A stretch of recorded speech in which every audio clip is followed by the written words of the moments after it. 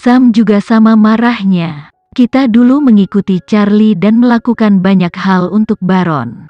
Sekarang setelah Charlie menghilang, dia memiliki keberanian untuk menyerang kita seperti ini. Dia lebih buruk dari binatang. Aku sangat ingin membunuhnya. Jessie mendesis marah sebelum dia menghela nafas dengan sedih. Kita kehilangan rumah kita begitu saja. Sepertinya Jessie memiliki hubungan yang lebih emosional dengan rumah daripada para pria. Karen juga mengeluh, kita baru saja mengumpulkan begitu banyak senjata dan terpaksa menyerahkannya kepada orang lain. Tikus abu-abu adalah yang terlemah di antara semua kelompok. Satu-satunya keuntungan yang mereka miliki adalah angka. Mengapa Baron berguna bagi mereka? Sam bertanya setelah dia tenang. Ini membingungkan Richard juga. Dia bersedia menendang kita keluar dari rumah kita untuk berpihak pada mereka. Tidak ada dalam catatan Grey Rats yang akan memaksa Baron untuk menghargai mereka. Keenan tiba-tiba menjawab, mereka pasti berada dalam semacam kontrak berbasis keuntungan. Itulah satu-satunya penjelasan logis. Kamu benar, Karen mengangguk. Tapi kontrak macam apa itu? Tikus kelabu lebih miskin dari kita, kata Jessie bingung. Tidak peduli apa itu, pasti ada sesuatu di antara mereka. Bagaimanapun, ini bukan waktunya untuk mengkhawatirkan orang lain. Jelas bahwa ini bukan terakhir kalinya kita melihat Baron, jadi apa yang akan kita lakukan di masa depan, kata Sam khawatir. Jessie punya kekhawatiran lain. Aku melihat bahwa Baron tidak akan membiarkan Keenan pergi dengan mudah juga. Dia akan mencoba sesuatu cepat atau lambat. Kata-katanya membawa suasana ke titik terendah sepanjang masa. Kelompok itu menatap Keenan. Sam memperingatkannya, Keenan, kamu harus berhati-hati. Wanita yang dilihat Baron tidak berakhir dengan baik. Pria itu babi yang menjijikkan. Wanita yang dia ambil tidak pernah menerima perlakuan yang baik, tambah Jessie. Richard menghiburnya, tapi jangan terlalu khawatir, kita akan melindungimu. Kamu adalah salah satu dari kita sekarang, kita tidak akan membiarkanmu berada dalam kesengsaraan. Karen mengangguk, itu benar, kamu salah satu dari kami sekarang, kamu selalu bisa mengandalkan kami. Keenan penasaran. Bagaimana kelompok orang ini mempertahankan rasa percaya mereka di negara yang dilanda perang ini? Mereka baru mengenalku selama 2 hari dan mereka sudah memperlakukanku sebagai salah satu dari mereka sendiri. Bagaimanapun, ketulusan mereka menyentuh Keenan. Kamu tidak punya apa-apa, bagaimana kamu akan melindungiku? Keenan bertanya dengan lembut. Ini mengejutkan Sam dan yang lainnya. Dia benar. Mereka telah kehilangan segalanya, rumah mereka, senjata mereka dan bahkan uang mereka. Mereka pada dasarnya hanyalah pengungsi.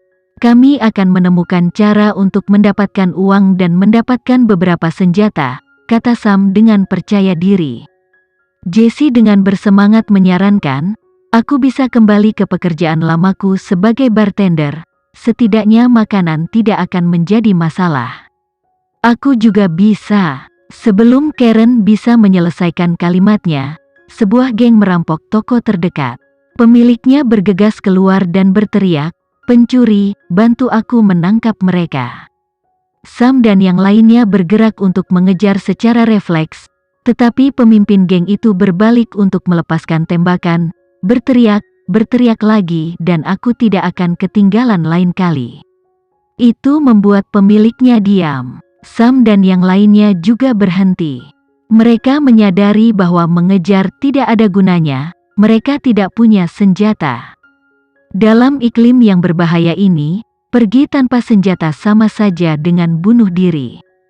Namun, senjata api itu mahal, tidak dapat diakses oleh semua orang. Dengung rendah di udara menandakan jet tempur terbang rendah. Sebelum Keenan bisa bereaksi, dia ditarik oleh Sam. Mereka mulai berlari. Tak lama, serangkaian ledakan terjadi di belakang mereka. Keenan akhirnya menyadari itu adalah serangan udara. Sam menyeretnya ke persembunyian. Pesawat itu menjatuhkan beberapa bom lagi sebelum berangkat. Pakaian Kinan ditutupi dengan lapisan debu, jalan aslinya sekarang menjadi reruntuhan. Orang-orang secara terbuka menangis di jalan-jalan dan ada mayat tergeletak di sekitar. Jessie menepuk debu pada dirinya sendiri dan bertanya, "Kinan, apa kamu baik-baik saja?" Kinan melihat korban pemboman dan menggelengkan kepalanya. "Aku baik-baik saja, tapi apakah hal seperti ini sering terjadi? Maksudmu serangan udara?" Sam mengangguk. "Yup, itu adalah kejadian biasa. Kamu akan mengira kita sudah terbiasa sekarang, tapi pemandangannya." Dia menghela nafas. Kinan tidak tahu bahwa, di planet yang indah ini, ada tempat-tempat seperti ini. Sebagai perbandingan, kehidupan lamanya di kota T seperti surga di bumi. Dia menyadari selama 2 bulan terakhir, Vano telah melakukan penelitiannya tentang organisasi ilegal di negara seperti itu. Dia berada dalam bahaya besar setiap hari. Kinan tidak ingin mati, dan dia juga ingin memberi teman barunya awal yang baru, jauh dari perang. Karena itu, dia perlu menemukan bukti kriminalitas Arga sesegera mungkin, menemukan Vano, dan meninggalkan negara itu.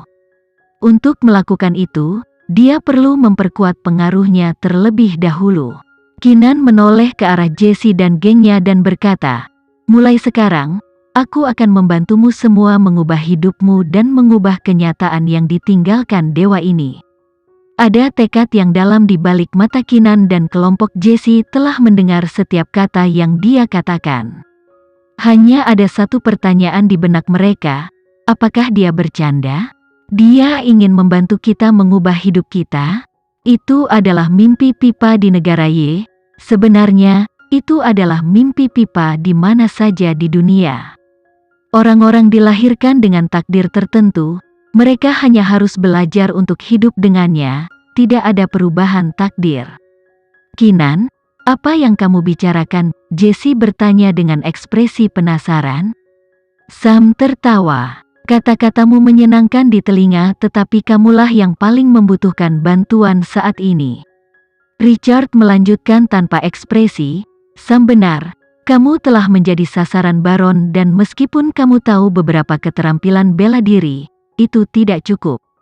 Kamu membutuhkan kami untuk melindungimu, kita dapat membicarakan sisanya ketika bahaya ini berakhir." Karen tersenyum ramah. Dia juga berpikir bahwa Kinan hanya menghibur mereka dengan kata-kata kosong. Kinan memperhatikan keengganan mereka untuk mempercayainya tetapi dia tidak menjelaskan. Dia bertanya kepada Jessie, "Apa yang kamu inginkan sekarang?" Jessie semakin bingung. "Kenapa kamu bertanya begitu? Hanya bercanda? Apa keinginan tersayangmu saat ini?" Jessie menjawab, "Tentu saja rumah yang aman, kami membutuhkan tempat yang bisa kami sebut rumah." Kinan mengangguk dan menanyakan pertanyaan yang sama kepada Sam. Mereka memutuskan untuk bermain bersama. "Aku ingin senjata," banyak dari mereka karena itu satu-satunya hal yang penting di negara ini. "Bagaimana denganmu?" Kinan menoleh ke Richard. Jawabannya adalah, kendaraan, mobil lapis baja terbaik. Tanpa menunggu Kinan bertanya padanya, Karen langsung menjawab, "Aku ingin uang, karena dengan uang, semua orang bisa mendapatkan semua yang mereka inginkan." Dikatakan dengan baik, "Aku akan memenuhi impianmu dulu." Kinan menatap Karen dan berkata. Karen tidak bisa berkata-kata karena tidak percaya. "Bawa aku untuk menukar emas batangan sekarang," kata Kinan dengan tenang. Kelompok itu merasakan kehadiran yang luar biasa di balik nada datarnya. Dengan sikap curiga, mereka membawa Kinan ke bank swasta ilegal. Sepanjang jalan, mereka tidak bisa menghilangkan perasaan bahwa Kinan menarik kaki mereka.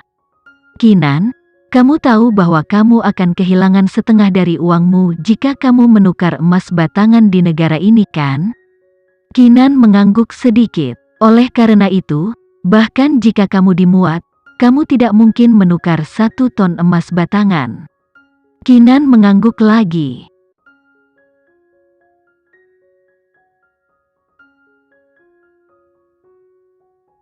Sekian dulu ya video kali ini, kita lanjutkan lagi videonya di lain waktu. Oh iya, bagaimana menurut kalian? Semoga bisa sedikit menghibur kalian semua. Untuk teman-teman yang baru nonton, jangan lupa subscribe ya, hehehe. Dan kalau teman-teman ada yang ingin gabung langganan, bisa langsung gabung saja untuk dapat fitur yang menarik dan sedikit membantu Mimin.